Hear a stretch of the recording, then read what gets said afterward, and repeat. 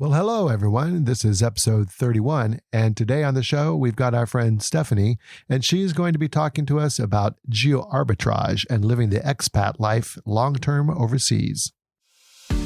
Welcome to Streets and Eats, the travel and food podcast dedicated to taking our listeners to the sights, sounds, and flavors of fascinating places near and far, both on and off the beaten path. We're Jim and Corinne Vale, and we've been traveling internationally and domestically together for decades, visiting more than 90 countries and all 50 states in the USA. We'll share all of the local knowledge and food expertise we've gathered through years of living as expats in Asia and Europe, as well as traveling with families spanning multiple generations around the world. Join us each week for a new adventure. Okay, so Stephanie, welcome to Streets and Eats. We're so happy you could join us today. Thank you. I appreciate the invitation. So I was looking at your website, which actually speaks volumes to us because Jim retired from the Air Force. I was in the Air Force for 4 years, and my father was Air Force. So I'm an Air Force brat, big time. One thing that we do is a lot of military travel. So we really feel like pop and smoke, although I had never heard that term before, is something that we relate to. What started you guys traveling? Give me a little bit of background here. Sure. So my husband was kind of looking towards retirement from the Army, and he ended up doing 30 years. We were living in Washington, D.C., and he was stationed at the Pentagon. And we kind of realized that we wanted to do something. We just didn't know exactly what it was. And we were kind of saving our money for that something. And we didn't know if it was buying a house or what. But I started to kind of get in my head the concept of taking a gap year. And I was reading about that. And meanwhile, we also were watching lots of episodes of House Hunters International. And it's probably the inspiration for a lot of people's travels. But one distinct episode, there was a couple, and I think they were from Australia. And they were moving to Lake Garda in Italy, and they both had some kind of job that they could do online. And they had this gorgeous apartment overlooking Lake Garda, and they were just going to live there and work for, 6 months or a year or something. And of course, their rent was going to be a fraction of what we were paying in Washington, D.C. And I just remember thinking, why can't we do that? It just seems so feasible. So we kind of started floating this, or I started floating the idea of travel. My husband wasn't that keen on it initially because he was in the military for 30 years. His dad was in the military for 30 years, and he kind of felt like he'd done enough travel. And he probably would have been happy just retiring and golfing and maybe working for a federal contractor or something like that. But he was willing to do it because it was my dream. And we still mulled it about for a few years. We still weren't sure. If I was also looking for another job, and if something had come through, maybe we'd still be in Washington, D.C. Also, my stepson was possibly going to go to college in the D.C. area. So if he had come, we wouldn't have picked up and left. So it's just the way things worked out. So we planned to just take a year off to travel. And we were then going to go back to regular life in the United States. And also, I should mention, everything seemed to fall into place because we didn't have any debt. We didn't have any young children. I was kind of ready to leave my job, like I mentioned. And it just seemed like nothing else was going to align any better. We weren't exactly sure what we would do. Like, we thought maybe the landing back in the United States if we're both trying to get jobs, but we figured we'd deal with that when it happened. I guess we kind of figured, why not? That was the biggest question. We couldn't think of a reason not to do it. And so off we went. Like right after he retired, we took off for what was supposed to be a year, and then we haven't really gone back to our regular life. That's pretty amazing. Yeah. When I retired, we pretty much shifted right into second careers. She had gotten a job teaching with the Department of Defense Education Agency. So we were overseas teaching in at military bases, teaching kids of, dependents of military. So that let us move around the world for quite a long time. Another 20 years, actually. Mm-hmm. Yeah, that's a whole other career. But you got in lots of travel, it looks like. Oh, yes. Tons of travel. So what you have, where are you staying? Are you like in an Airbnb, or have you got an apartment, or what did you do when you moved to Rhoda? We have a regular apartment. So we have a 1 year, not soon to be renewed visa here in Spain. So we're just regular residents here. We have a 1 year lease that was a furnished apartment. Furnish is sort of a loose term, but it had all the basics. Sure. And so, yeah, we had to, we ended up buying a used car here in Spain. We're fully living here. It's not just a transition for the moment anyway. Oh, that's great. How long do you plan on staying there? That's kind of the $1 million question. I think our initial thought was we've applied to renew our visa. So it's good for it's called a non-lucrative visa. So it's good for 1 year initially. And then when you apply to renew, you get 2 years. We've been approved for our renewal and we should be able to pick up our new cards hopefully next week. So our thought was, we don't know if Rhoda's like our forever home. But we were planning to, because I mentioned we did buy a car, we were planning to do a big road trip throughout Europe for a while. And then we also want to spend the summer back in the United States, because that's actually not the best time to be in Rhoda. That's the population. It's hot, but it's also and the it gets population because yes, the population is 3 times the normal population. So it's just a completely different place in the summer. Sure. And then my family's in Chicago. We also have family in Washington and friends in Washington. So those are great places to be in the summer. So that's probably what we'll do this summer. And then maybe we'll come back here in the fall. I think that's still TBD, but the road trip is also TBD because right now with COVID, it's a little bit, right. We're not sure, is our vaccine card going to be accepted everywhere? We're going to get somewhere and then they'll say, oh, you don't have the European QR code and we can't get it anywhere. So we'll see. Yeah. It's a challenge everywhere. It's not a road trip in the States isn't quite so much of a challenge, of course, because it's such a free for all for the most part. Well, it's all one country. But depending on which way you're going and where you're going, you may or may not need a Vax card. So we have ours. We're always ready. Right. And it's been okay here. But yeah, we've had a couple of international trips planned and we've had to, each one as they come up, they've been canceled for one reason or another. Yeah. In fact, we just had another one cancel just yesterday. Oh no, where were you supposed to go? We were going on a cruise through the Panama Canal. And we're not really, I don't like to say that all the time, but we're not cruisers. We've never taken a cruise. And the only reason we were planning on taking a cruise this time was because it was going through the Panama Canal. I don't want to just see the Panama Canal. I want to experience the Panama Canal. Right. And I don't know if the cruise ship is the best way to do it, but it's the only way I could really figure out how to do it. But now it's canceled, so I'll have more research time, I guess. Back to square one. Right. Yeah. So back to your visa. So you called it a non-lucrative visa. I'm guessing that means you can't You're not supposed to work. There. Right. So they want you to, it's designed basically for retirees, people who have a pension or something like that, so that you can come here and spend money, but not take a job from a Spaniard. So I couldn't get a job on the Spanish economy. Okay. And do you have to pay taxes at all, or is it, you just had to pay for the visa?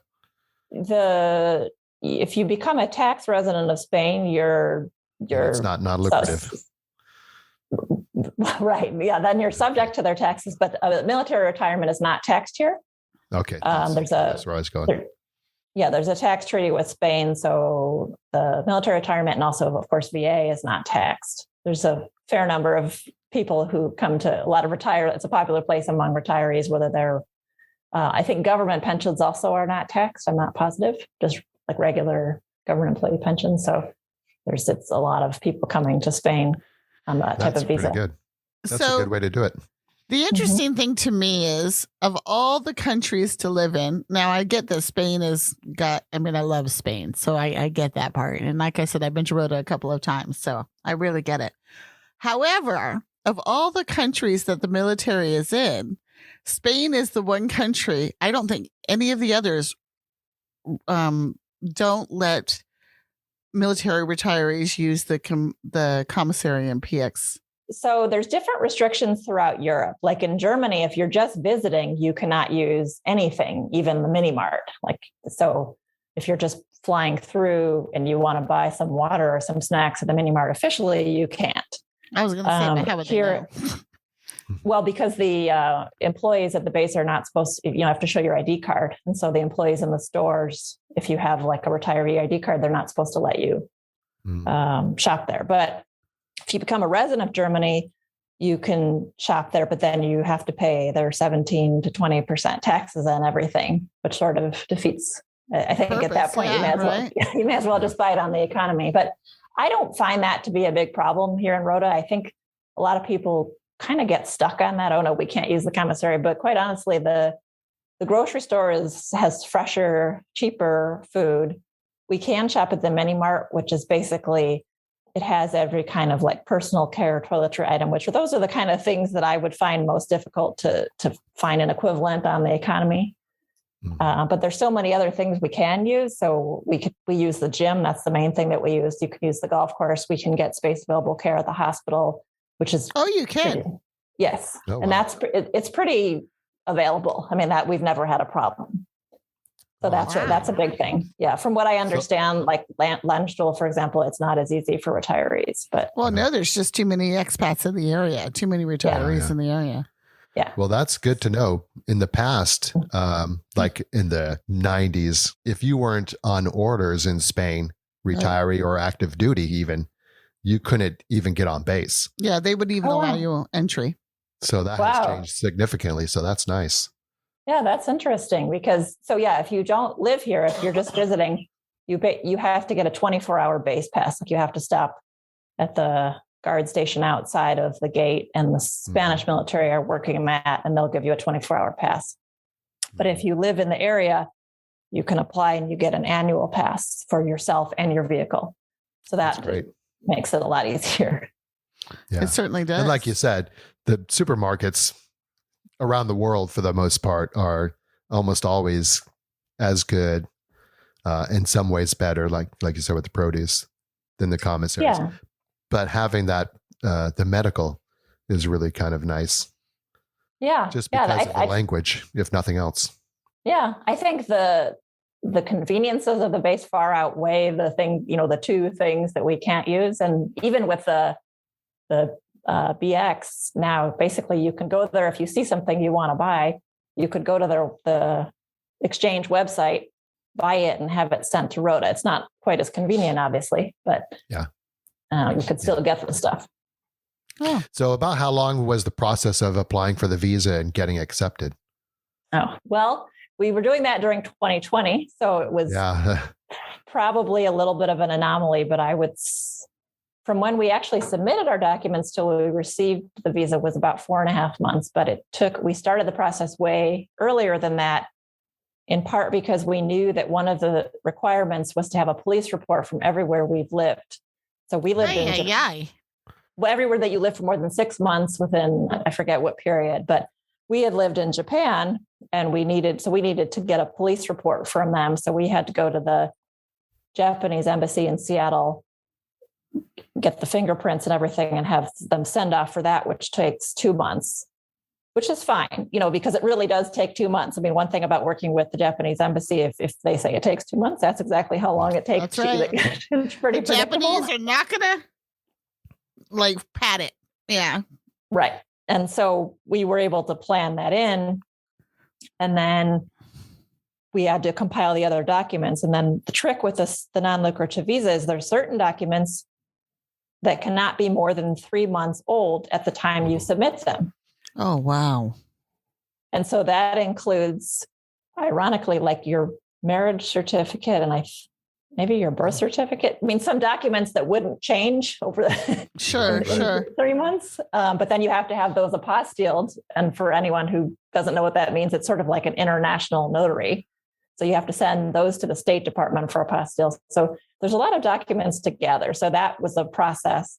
The thing that actually worked in our favor last year is because you apply via the Spanish consulate that corresponds to your state of residence.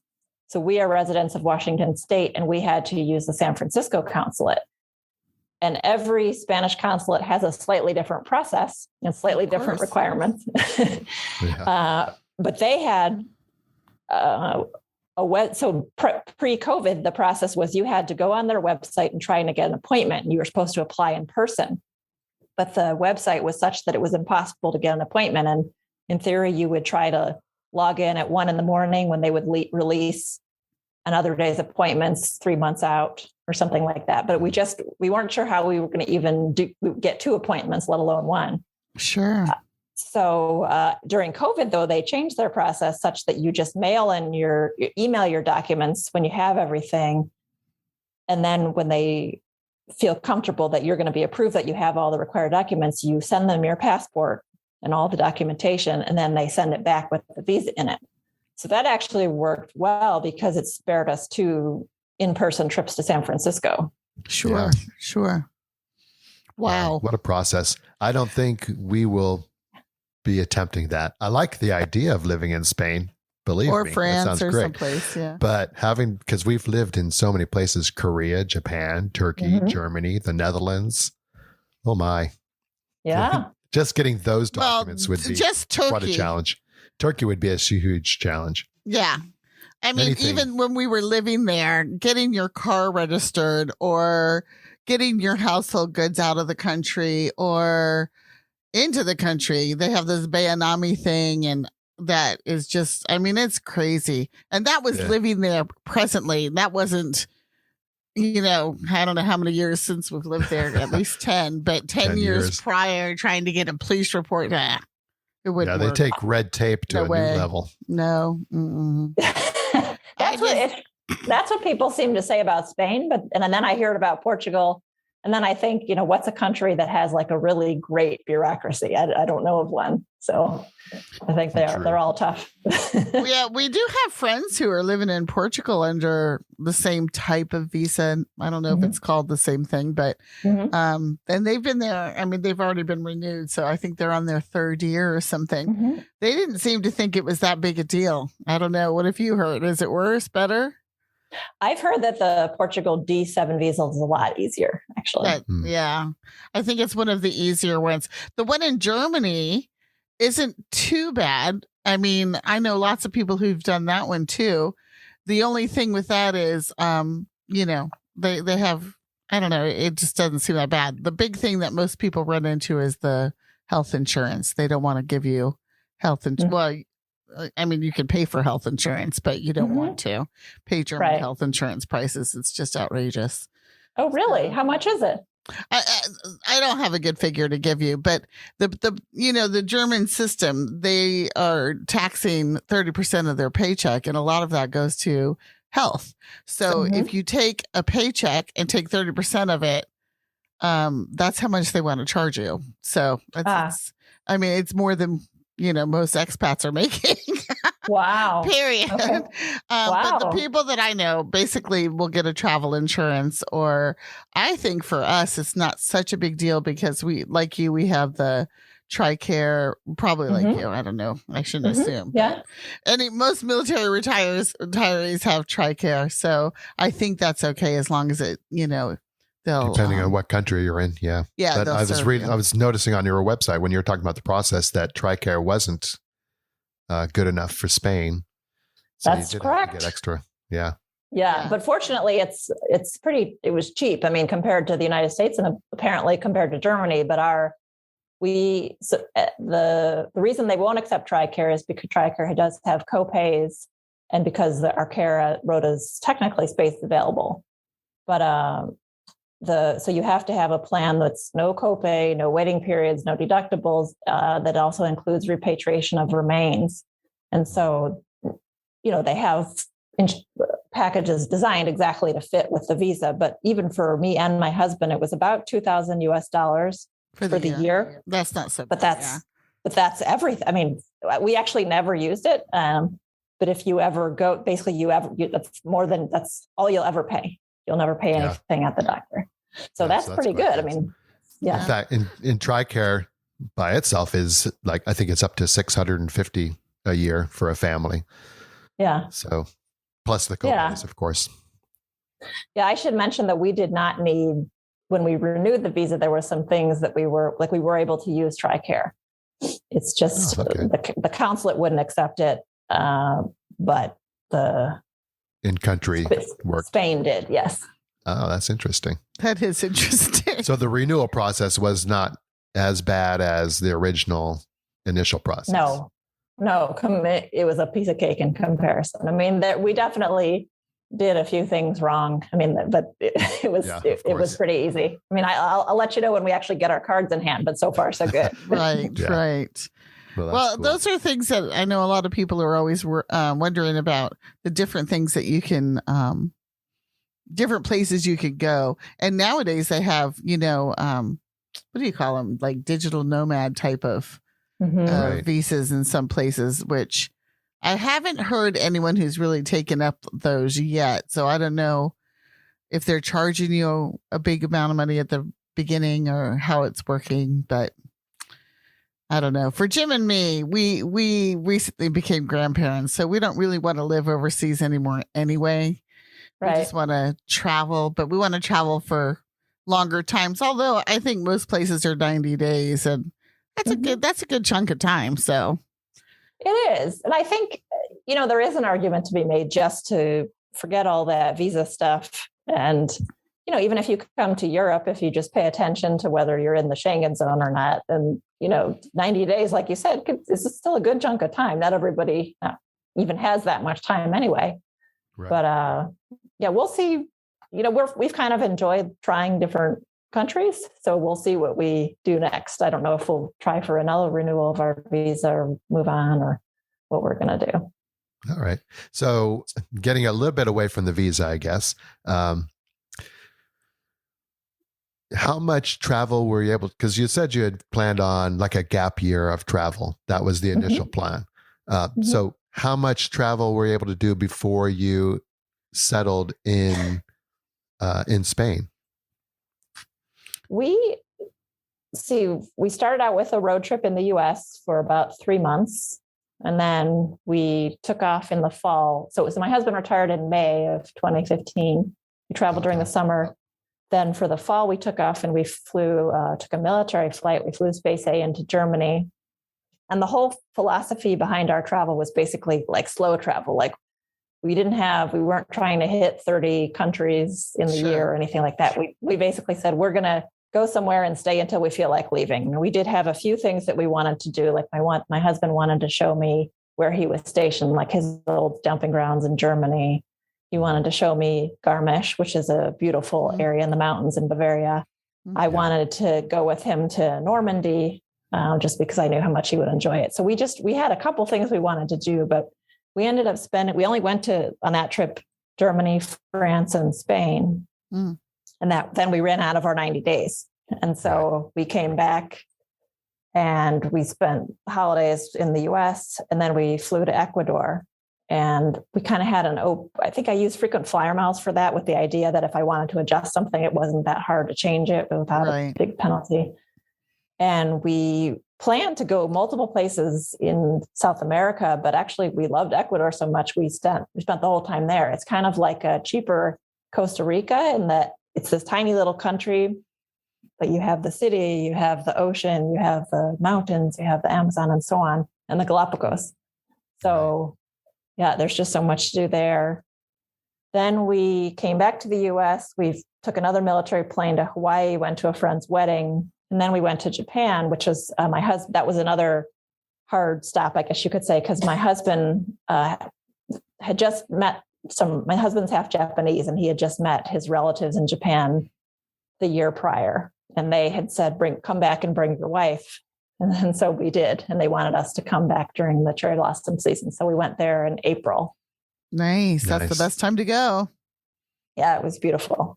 So as we were coming up on a year, we didn't know where we wanted to settle in the US. And we kind of said, well, we're not ready to come back yet. And my husband's relatives don't speak English, and they told him he needed to learn Japanese. So he said, you know what, I want to go back to Japan and do an intensive language study. So we said, okay, well, we found a program and we moved to Fukuoka, Japan later that year. And that's where we lived for the next 2.5 years. Where was his family from? His mom was one of 11 brothers and sisters from Kagoshima area. And one aunt still lives down there. And then the other lives in Nagoya. Oh, okay. Oh, cool. Because Fukuoka is quite a ways from Nagoya. Yes. I mean, it's a train ride, but still. Yeah. Yeah. Well, that's Did you really enjoy cool. Fukuoka? It's a nice we little loved city. it. It is a nice city. It's pretty warm most of the year too. Yeah, it's a pretty decent climate, and I had actually never even heard of it until we started talking about moving there, and then it's a really unexpectedly, like most people from the America, I don't think are familiar with Fukuoka unless you were like stationed in Sasebo, but everyone, there's a base there. Yeah, everyone who plans a trip to Japan, thinks about Tokyo, Kyoto, Osaka, and so on. And nobody even, I think the island of Kyushu is more popular with Asian tourists. They're the ones that are more likely to be familiar with it. But to me, it's such if you like outdoor stuff and more, I don't know, real Japan, I suppose you could say Kyushu is definitely the place to go. Yeah, we enjoyed it. Well, we love all of Japan, but Kyushu is really pretty too, for sure. And it's got some really different things there that you don't find in other places, like where all the hot springs come up and they're different colored pools. I forget what it's called. The hot sand onsen. That's so really cool. Yeah. Did you do that? Yeah. That was amazing. We did not do that. That was that in Miyazaki or? Yeah. Yeah. We did. Yeah. We did go down to Miyazaki. That was actually my favorite place, probably, that we went, just because we also went to a place called Toimiseki, which is a cape at the end of the island. And it's a sort of not a national park. I don't know what you'd call it, but they have wild horses there, and it's not at all touristy. You really need a car to get there. Yeah. And so because it's not accessible, it's, that makes it so much more tranquil. So did you have a car while you were in Japan? We did not. We rented them. Oh, okay. Yeah. We had a car, but we lived there, so that makes sense. But we were stationed there, yeah. Yeah, we're two different places. Yeah. Okay. Yeah. So we were when you were saying geoarbitrage, right? I don't know that many people know that term. Can you tell us what it means and how you've applied that and what some of your research has shown as good places for people to go? Sure. So that concept basically just means like taking advantage of lower cost places. I mean, you're essentially giving yourself a raise, or if you're willing to live somewhere that's low cost, you can possibly afford to, retire early or work online or do something different. And that was not a concept I really thought about, but it hit home the first. I didn't even realize, I knew that if we wanted to pick up and move to Southeast Asia, life would be really inexpensive. But it was really eye-opening when we were in Europe that first time, and we made some good friends in France, and the guy was a pretty well-established businessman, and his income was surprisingly low. I mean, we were surprised at what you actually need, and it's partly because they have so many things that are taken care of there. Their healthcare and the education is so much cheaper.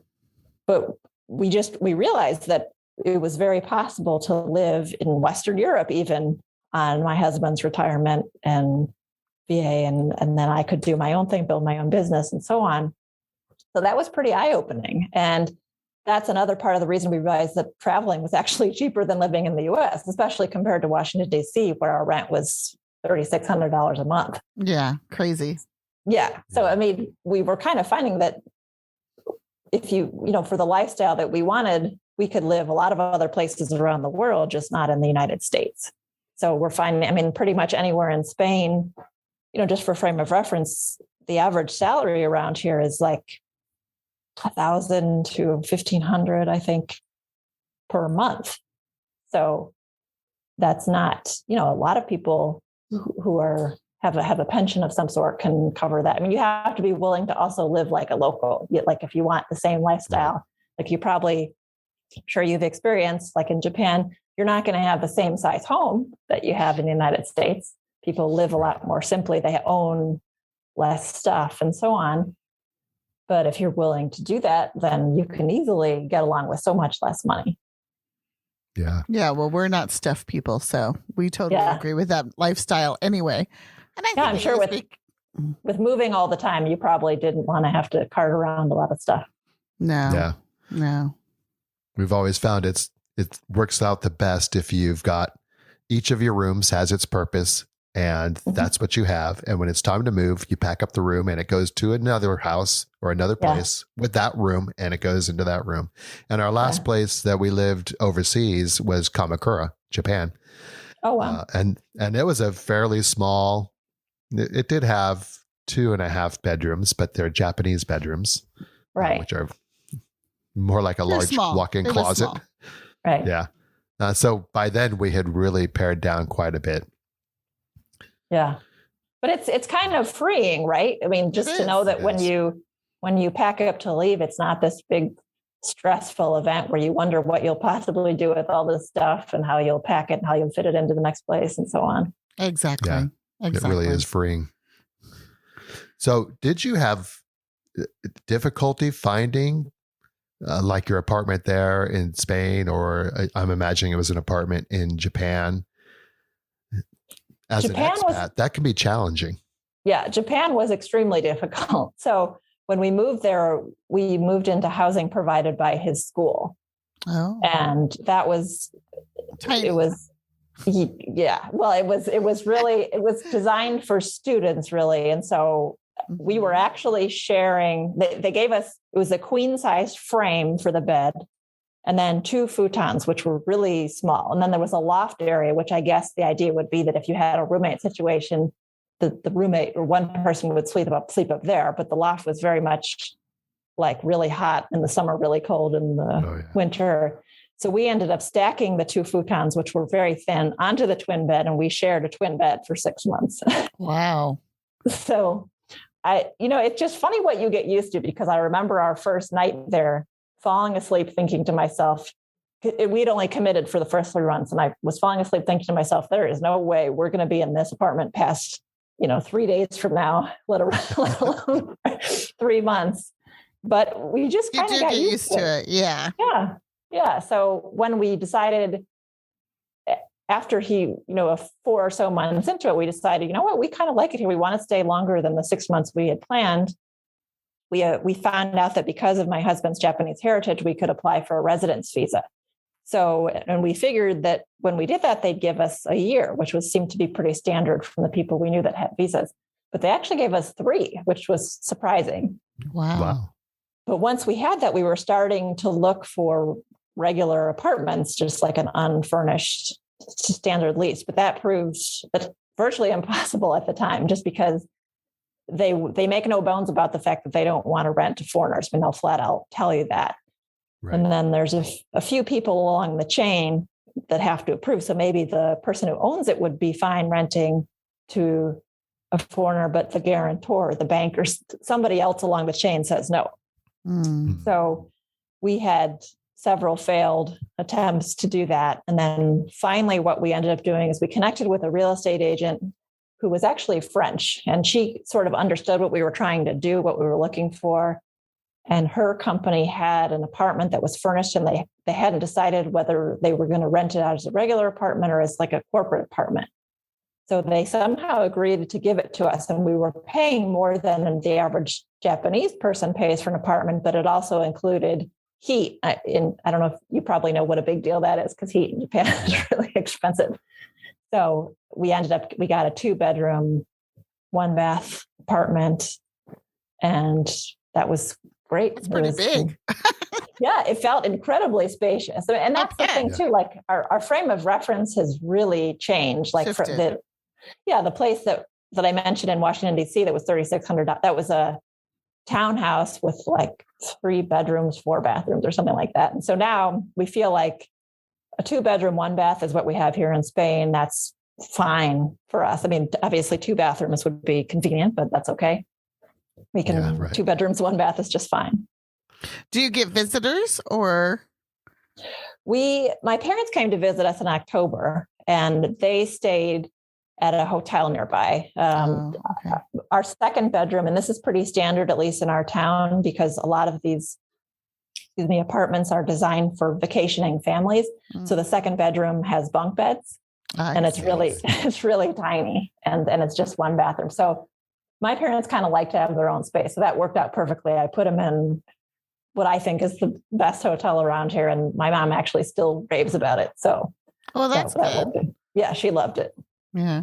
We have friends who live right off the beach there, but their house is humongous. Oh, wow. And they don't own it. They're renting, but they have such great landlords and they've made such close ties with them that they'll never move. I think they've been there at least 10 years by now. Yeah. But, wow. And it's the same, like you said, because it's Rhoda and it's like a huge summer population. The house, since they're right near the beach, the house where they're at is surrounded by all these other houses that most of them sit empty most of the year. Most of the year. Yeah.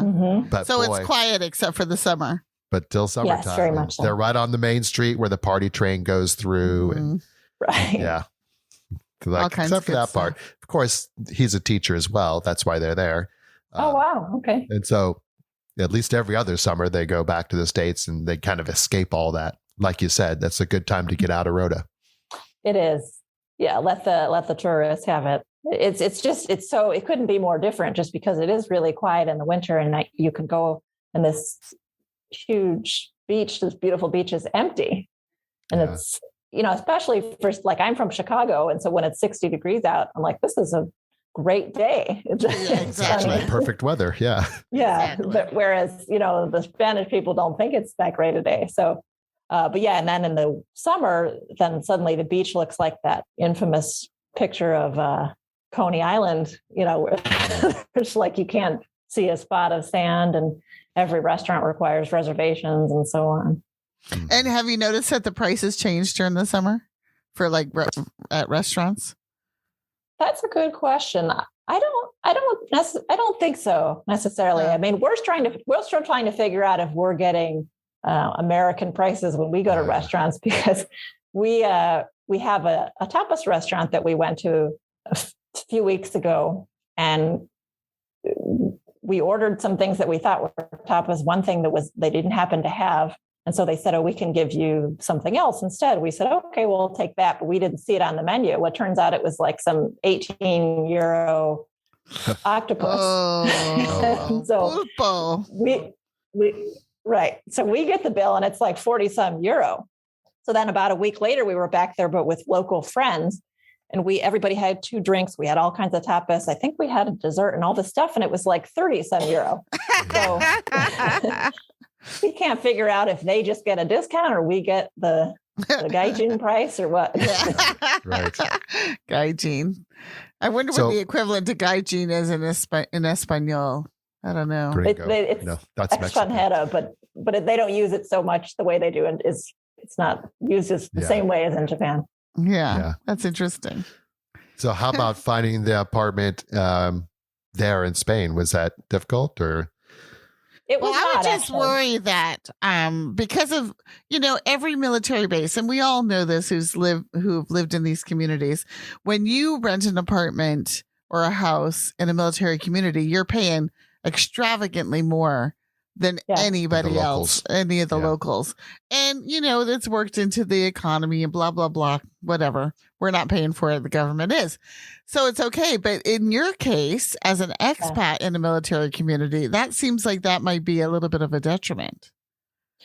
Yeah, it definitely comes into play. So we moved here. We had reserved an Airbnb for a week to give ourselves time to find something. And since we arrived in December, that worked in our favor just because, trying to find in a place in the middle of the summer or like the busy season when lots of military families are coming and going, that wouldn't be good. Forget it. Yeah. But we officially, like, you're supposed to complete all these things associated with the visa within 30 days of arriving. And for one of the tasks, you need a lease. And so we were in this big hurry. As it turned out, like, they're pretty flexible about that because it would be virtually impossible to complete all those tasks just because of the waiting period and so on. But so, we kind of mostly used Facebook groups that were all variations of Rhoda real estate, homes and Rhoda, those kinds of things. And we looked at a few places and then we picked this one pretty quickly. And our building is only Americans. It's 4 units. And I think this place had been vacant for a little bit. But one thing, we did negotiate the price down a little bit because we had also received a an offer from the place for an Airbnb that we'd stayed in the past, and they had offered us a lower price. So we were able to say, hey, we have another place we can move that's less. But my husband negotiated down like €100. And then we also, to make him feel comfortable, because they're used to having a contract with the base and the guarantee that comes with the base, we paid 6 months cash upfront. Ooh. So, well, of course, I was under the assumption that in future months we could pay with Wise or something like that, but actually he still wants cash. But that's just because they want to pretend they're not really renting it. Right, so. Exactly. Interesting. It's always fun. Yeah. But to your point about military, we can say, we're retirees, we don't get overseas housing allowance, and they understand that. I mean, I have friends that are here on the same visa that we are, and they had a lot of people just flat out say, no, we only rent to people, assigned to the base who have, overseas housing allowance. Knowing what I know now, I feel comfortable. Like if we were ever to try to get another 1-year lease here, I feel like we could get much closer to a normal rate. I mean, one negotiation tip here is to say, hey, I'll rent the place from September to May or June, then I'll go elsewhere for the summer. You can charge 3 or 4 times. Yeah, sure. Exactly. And then that's really what they care about. That's a very good tip, actually, for some place like Rhoda, where like I was saying, our friends' neighbors, those houses are empty for all that time. Yeah. I'm sure they would rather have, even a third of the price they get in the summertime, right, to fill it up during the winter. Yeah, that's really good advice. I think that could be an option. And there's a lot of places in Spain that are very seasonal. Like the place that we went in Spain, the first time we ever came here was called Gandia, and it was a beach area on the Mediterranean coast. Similar thing, like it's super busy July and August, a little bit into September, October, but then it's just really quiet. So I think people could try that. A lot of highly seasonal locations. Yeah, I love the northern coast of Spain. So beautiful up there. Are you talking about the part above Portugal or the other coast? I'm talking about northern Spain. You're talking about southern Spain still, right? Oh, yes. Yeah. I like northern Spain. I like green. Okay. It's not quite as hot. It still gets hot, but it's not quite as hot. Yeah, it's rainy. So can you hop out of Rhoda on military space A flights? Normally you can. Not the space A right has now. Been. Yes. Yeah. So normally, that was part of the appeal of Rhoda, because to be honest, like when I first visited Spain, and I was the one that pushed to move back here, or to move here after Japan. I kind of had Valencia in my head, but Rhoda has so many other conveniences, and that would have been one of them if Space A were not restricted. Is yes, we could easily hop all over the place, but there's some really, I think, good flights in and out of Rhoda. Oh, totally. I mean, two of the places we really want to go that would be easy hops would be Suda Bay, Greece, and Sigonella and Sicily. Mm-hmm. But hopefully, it will come back eventually. I just don't know. Exactly. Who knows the way things are going? Wow. Things are spiking again. It's horrible. And we just got over COVID, actually. I'm still getting over it, as you can hear with my little cough. And it's really, the Omicron variant has really been running rampant through the States, of course, and I think the rest of the world too. Yeah, it's hard. It's hard. As far as I know, we've managed to avoid it so far, so I have my fingers crossed. Yeah, good. Do you have any other tips or helpful hints that you can give to people that are considering long-term overseas expat life, I guess? Sure. I would say, for one, if you have any thought of moving anywhere, like just becoming a resident, rent an apartment there first. There's no rush to apply for a visa and become a resident, but really give it time to see if that's the place that you want to live, because it's easy to see the great things about a place when you're on vacation, but spending even a few weeks there is different. And then, of course, a few months is different still. And I definitely would buy something until you're very sure that it's the right place. But I also would say that not necessarily for people planning to move abroad, but just for traveling. Our favorite way to travel is what we call slow travel. And so don't plan too many things. Just if you only have 1 week or you only have 2 weeks, I wouldn't say try to visit as many possible cities as you can. I would say pick a couple places and then have some free time to just wander around and sit in a park or a cafe and experience the life there versus just hitting all the tourist things, because you'll just get a richer experience than if you were always at the train station and running back and forth trying to arrange all the logistics. Yeah, I agree with that. That's good advice. One of our friends talked a little bit about slow travel, and what she tries to do is be in a location for long enough to become a regular at like a coffee shop, to where you could go in and they know what you're going to order and they know your name, that type of thing. And even if it's only for a week or 2 weeks, it's amazing how quickly people will take you in.